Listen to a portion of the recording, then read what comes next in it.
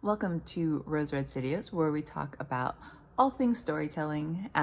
This is what I'm hoping will be a monthly episode where you get to draw with me, and I talk about the books that I read the previous month. If you have been here for a couple of videos, you will notice that my dog is always here, and she is there because she's being asked to stay there while I record videos. Because if she's not there, she will be barking at something. And it just doesn't really work well while I'm filming. So you will likely often see her in the background there. Anyway, let's get started doing some drawing and talking about the books I read last month. All right, let's get drawing and talking about some books. Before I do start talking books, just so you know what you're looking at, I am drawing the main character of the novel I am currently writing.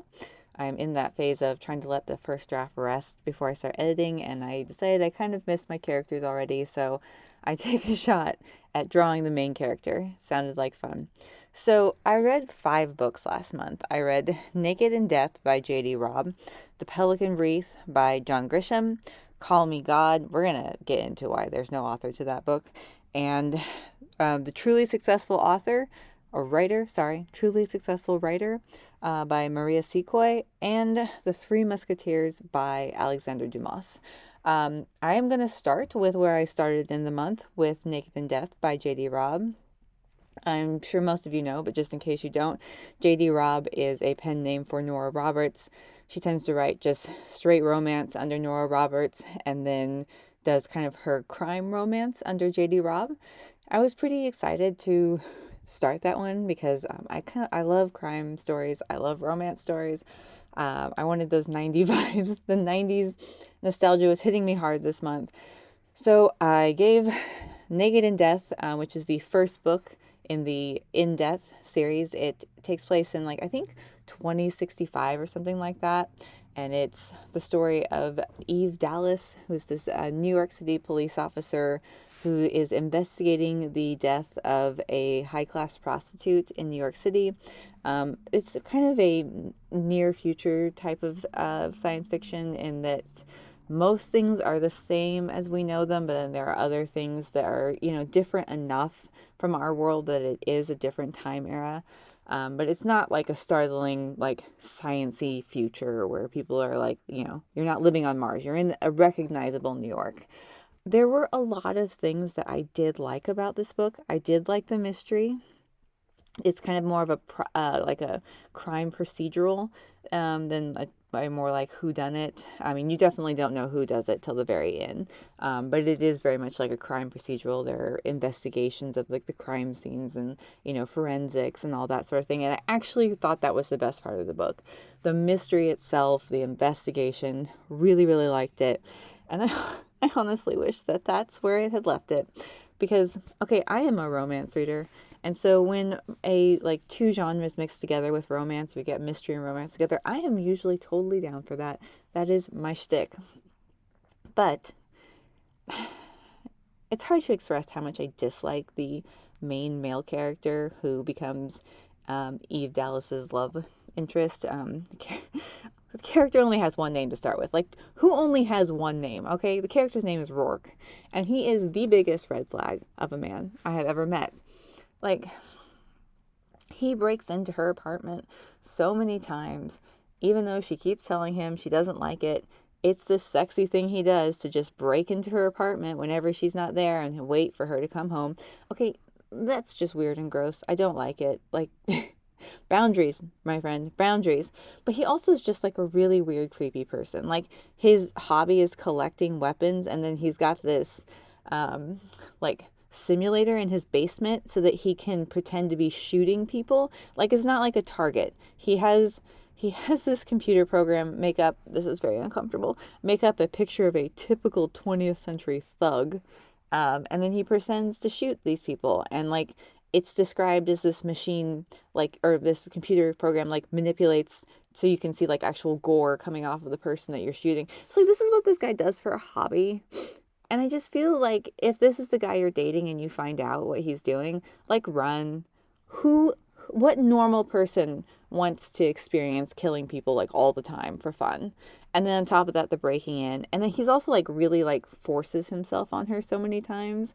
And it's supposed to be kind of considered like kind of sexy. And I just feel like this man has no boundaries. And I couldn't buy into it. Again, as a romance reader, I just couldn't buy into it. And so I decided that I wasn't going to go on in the series. I read book one. That's all I need. I'm good. But I was still left with this like, oh, but I really like the 90s vibes to it and the crime, the way we did like mystery and thriller in the 90s. So I decided to do my next one was the Pelican Brief by John Grisham, which I remember watching that film and really enjoying it a long, long time ago, obviously. And so I've downloaded that one, gave it a try, read that as an audiobook. Naked in Death I read as an audiobook. I got it through Hoopla's library system. Pelican Brief I got as an audiobook through Audible. And Pelican Brief is my favorite read of the month. That was the best book I read of the month. It had like all the things I was looking for in Naked in Death that I did not get. There is a like really small romance subplot to it, but it's not really an important part.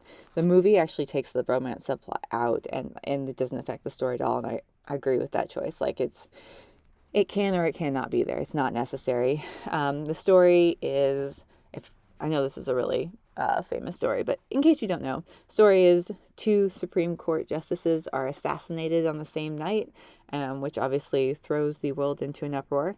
And everybody's trying to come up with their theory, and then there's this young law student named Darby, iffy on that name, but fine, that's fine, who comes up with a theory of her own and puts together this little brief and shares it with her law professor, who's also her lover. And he decides to share it with one of his friends because he thinks it's like, hey, this is like kind of a fun little idea she came up with. Well, from then on out, people around her start dying and she has to go on the run. And it's just a great thriller. Like, it's just straight through a thriller. It's a lot of fun. I think it's really well written. He has a very aggressive writing style. His sentences are like short and straight to the point. I think it really works for the style of book that he's writing. So that was my favorite read of the year. I would even say apparently the audiobook just came out, but it's like read by a voice that just works better for the 90s. And at first I was a little iffy about it. Once I got into the style of the book itself, it was like, oh, this is perfect. So that was my best read of the month. There's a little bit of like weirdness in that every man who meets Darby is like interested in her. I'm a little uncomfortable with that. Like, that's not the way the world works. Like, there's not one universally attractive woman, but it's not a big deal. It's not a huge part of the story. So I'll let it slide. So overall, it was a really great book. I was in kind of obviously a crime bend. So I decided to go to nonfiction next, and I did Call Me God, which is pretending to be a book about the DC sniper, which is a case that I remembered a ton about when it first happened, but I never really heard anything about what happened after the 2 killers were caught. Now, the reason I'm saying this is not a book, because it's not a book, regardless of what Audible is telling me. It is the audio from a television miniseries that has been ripped out of the series and put into book form. Book form, like meaning that they put some chapter headings in. How do I know that it's just that? Well, 99% of the book is like interviews with people. Like, you can even tell when they're outside walking around, you can hear everything. Like, they're just straight interviews. But also they left the music in for the commercial ins and outs.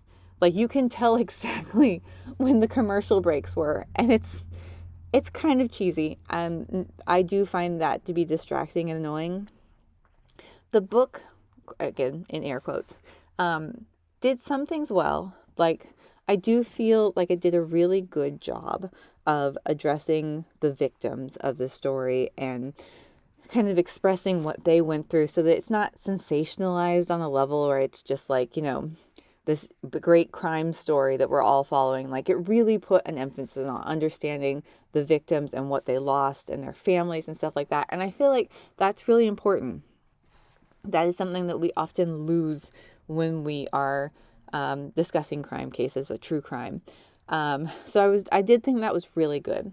But because it's just a series of interviews with very little commentary in between, it's missing to me what makes for a really great true crime story. And that's a level of analysis of either society or the justice system or some kind of system that affects this story, and kind of an understanding of like, how does this happen, or at least an attempt to look at how this happens. How do people like this come into, how does the world make people like this? What are people like this? By this, I mean the two shooters. Like, there's no real analysis of the story. This is a just the facts man story. So did I appreciate it on one level? I mean, to be honest, there were a lot of facts about the story I didn't know. And I'm glad to now know the full story straight to finish. And it is such a weird story that it makes for a good story, because the true facts of it are just bizarre and strange. Just really out there. So, it's very readable in that sense, or listenable. You do get the complete picture of all of the facts, what these people did, how they were caught, that sort of thing. The FBI agents who were involved in the capture are a huge part of the story.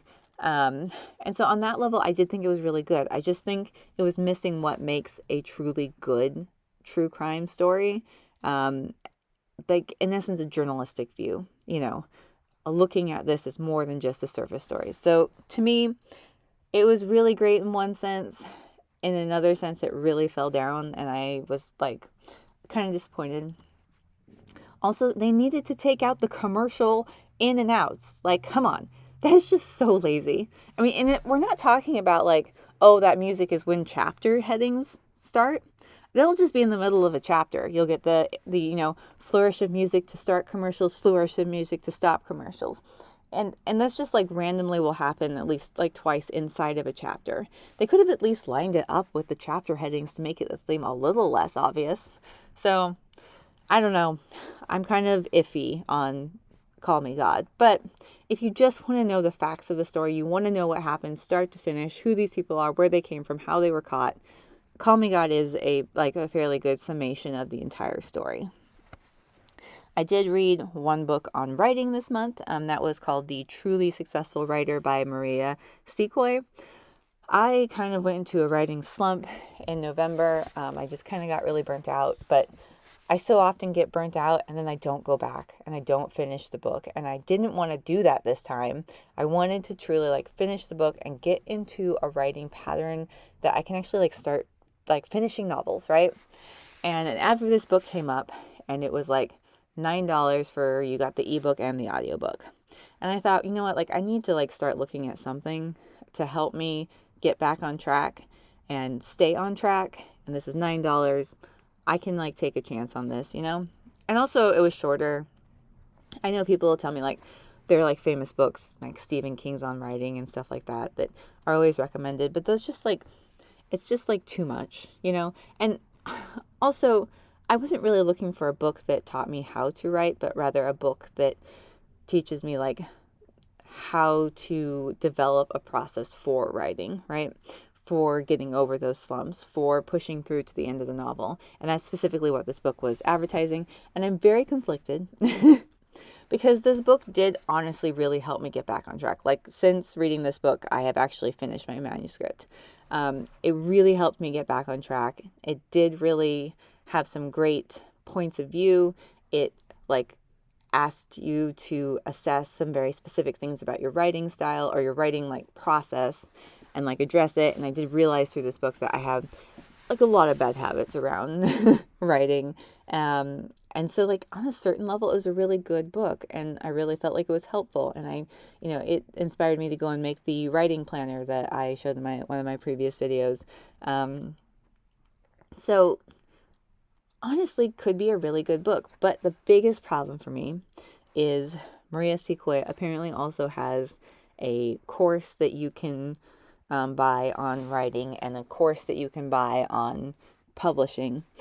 And I'm gathering that they're quite expensive, because if you bought this book, you got $1,000 off the course. And I'm well, how insanely high is the price of this course if you're getting $1,000 off? Anyway, she clearly wrote this book as a selling package for those courses. And And I got really frustrated with that because I did not come here to just be sold another product. I came here for this product. And the frustrating part to me is like there is enough in the book itself about like your writing practice and your process and how to move through things that it could be like an actually solid book on that topic. But there's just way too much time. Just an embarrassing amount of time. Like honestly, like I kind of like embarrassed for the writer about the amount of time she tries to spend taking breaks from the actual content of the book to sell you on her course and like include testimonials. Like honestly, like kind of have some shame here, madam. Like it's so schleppy. And I'm frustrated because like I don't feel like I can recommend this book to any writers because I would be kind of embarrassed by it. Like I'm a little bit embarrassed by the level of like buy my course that this includes. It's frustrating and it's weird and I don't like it.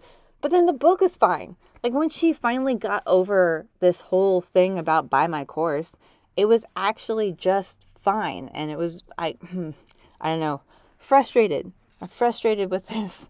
Anyway, I do get back on track on writing. So that's really good. I have that. And we will just continue to go through. And you know what, like I can pull it up as an audiobook now and read parts of it when I need like a little help going over processes. But at least, at least I got that much from it. All right, let's get to the last book I read this month, which was The Three Musketeers by Alexander Dumas. This was actually the only physical book I read during the month, which was kind of a weird choice for me because usually the super long books I read as audio, so I just can have them on as I'm doing things. But I decided I wanted to tackle this book. I've been wanting to tackle it for a long time. We already had a copy of it because my husband had read it years ago.